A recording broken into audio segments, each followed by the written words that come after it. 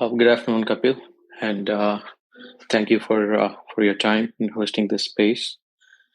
Um, I have I've always been obsessed with enlightenment, ultimate freedom, otherworldly truths, and in my journey to discover them, I've gone through several yoga, meditation, kriyas, and so on.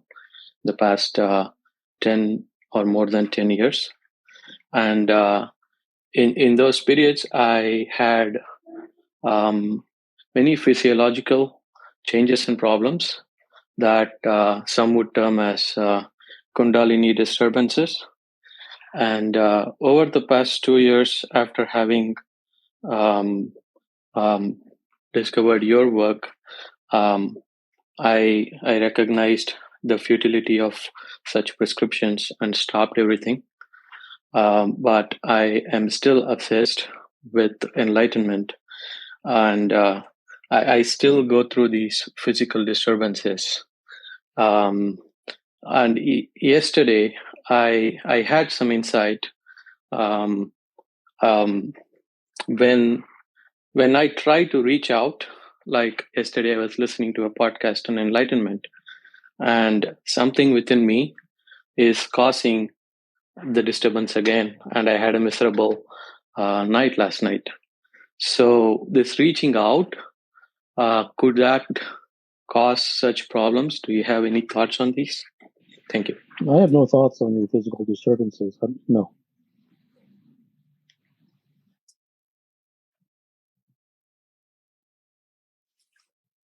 Okay. Um,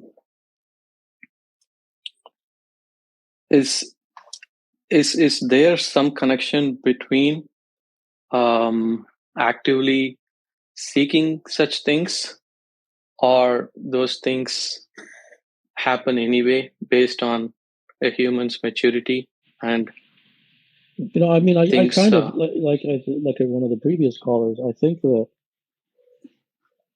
you have discovered which is the best way to do it. Which is you have discovered for yourself that you have found, not you listen to me and believe me, but you in your own experience, after years of doing X, Y, and Z in the spiritual realm, have found that they were not fruitful, or to use your words, they were futile. Um, and the fact is, like, they can only be futile. That isn't news to them, because things don't happen that way. So I don't have a preference issue against prescriptions and methods, practices, spirituality, self-help. That isn't like something that's not my preference. I'm only interested in truth. And I know that isn't true. That's why it isn't on my table. Those things, Just those things do not take you to the place that you're talking about.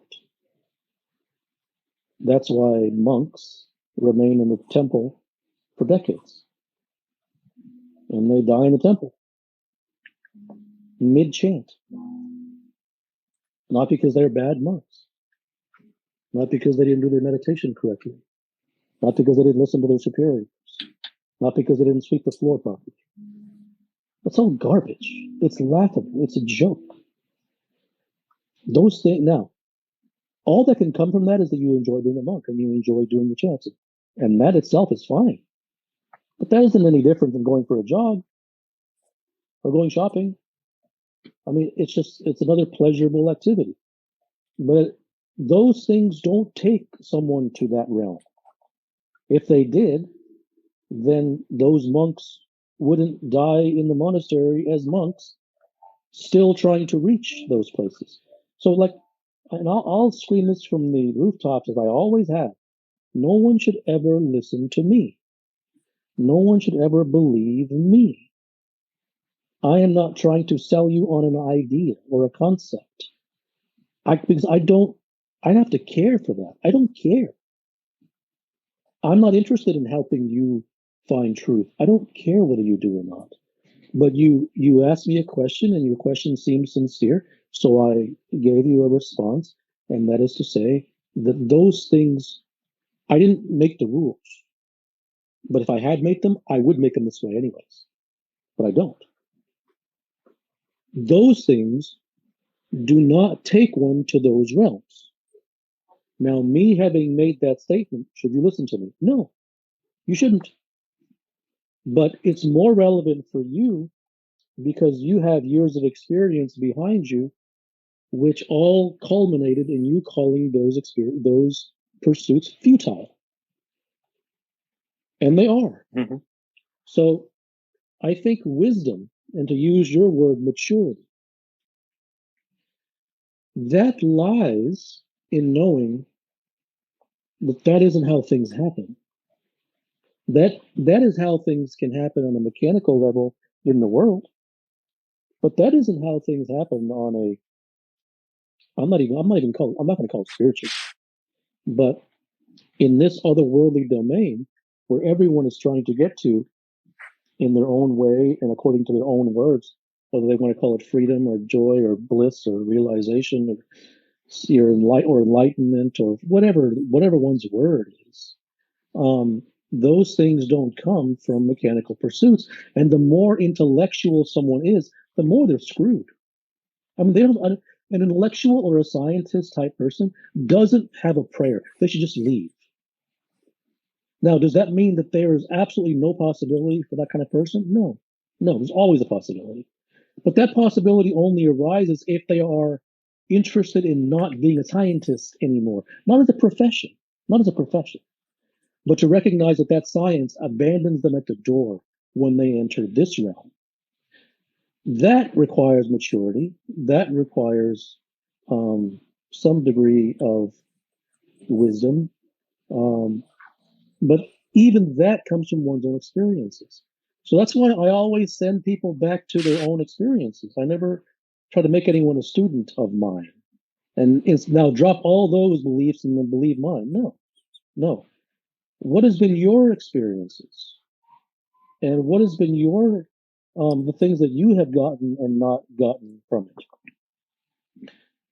If those show to you that I put in X, Y, and Z, I put in all these years, I did what the teachers said, I meditated and I did this and that, and I didn't get what I was looking for, then that is, I think, your greatest learning.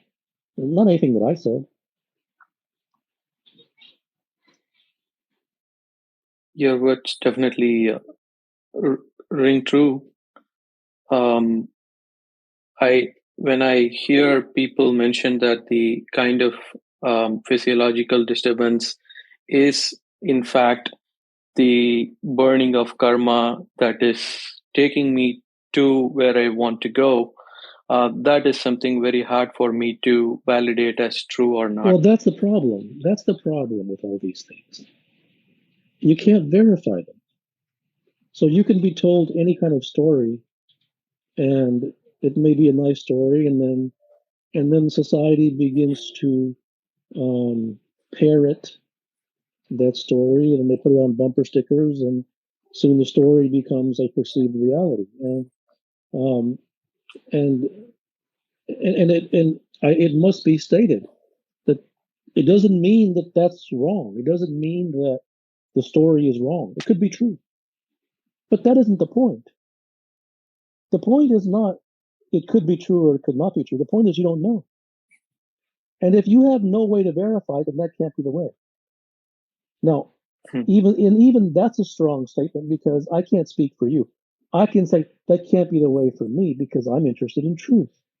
I'm interested in verifiability. I'm interested in evidence. Um, and if it's just a story, that can't work for me.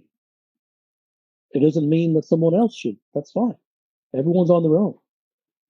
But if I can't verify, if you tell me a story that's burning up karma and that's why you're having the physical, okay, like my response is okay. Like, what do you want me to say? If I can't verify it, it doesn't mean it's wrong.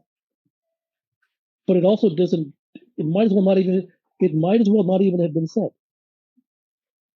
Because then the only possibility is go down the road of faith and belief. And I have zero interest in that. Now, listen to the key word, I. Doesn't mean that you should have zero interest or somebody else should have zero. I have zero interest in it. It's all about me. This is about me. You know how everyone says, what about me? It's about you. No, this is about me. It's not about you. I am not speaking for anybody else.